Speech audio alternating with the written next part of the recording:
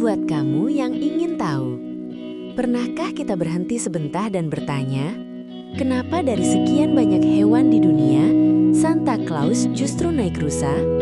Bukan kuda, bukan naga, bukan juga kendaraan aneh lainnya. Rusa terlihat tenang dan sederhana, tapi justru disitulah alasannya. Rusa adalah simbol ketahanan. Mereka hidup di wilayah dingin, berjalan di atas salju, dan tetap bergerak saat kondisi tidak ramah.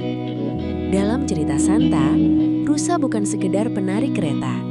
Mereka adalah alasan Santa bisa bergerak dari satu tempat ke tempat lain, menembus dingin tanpa berhenti. Dan dari sini, kita mulai sadar, pilihan Santa bukan kebetulan, ada cerita panjang di baliknya. Kalau kita tarik ke masa lalu, jejak rusa ini muncul di Eropa Utara, wilayah yang hidupnya sangat dekat dengan musim dingin dan salju. Bagi masyarakat di sana, rusa bukan hewan biasa. Mereka membantu manusia berpindah, membawa beban, dan bertahan hidup.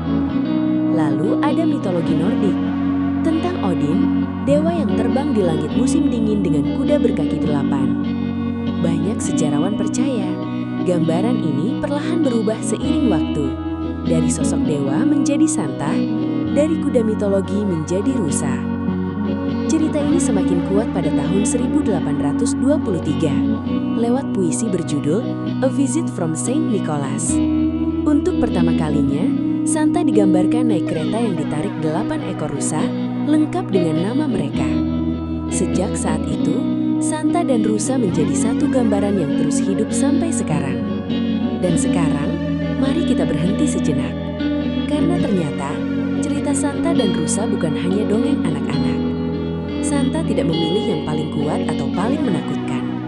Ia memilih yang paling tahan, yang paling konsisten. Rusa tidak digambarkan terbang karena hebat.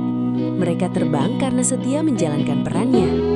Dan mungkin hidup kita juga seperti itu. Bukan selalu yang paling bersinar yang sampai tujuan, tapi yang mau terus berjalan, meski pelan, meski dingin, meski tidak dilihat banyak orang. Seperti rusa Santa, tenang, sederhana, tapi selalu sampai. Dan begitulah kisah pada video kali ini.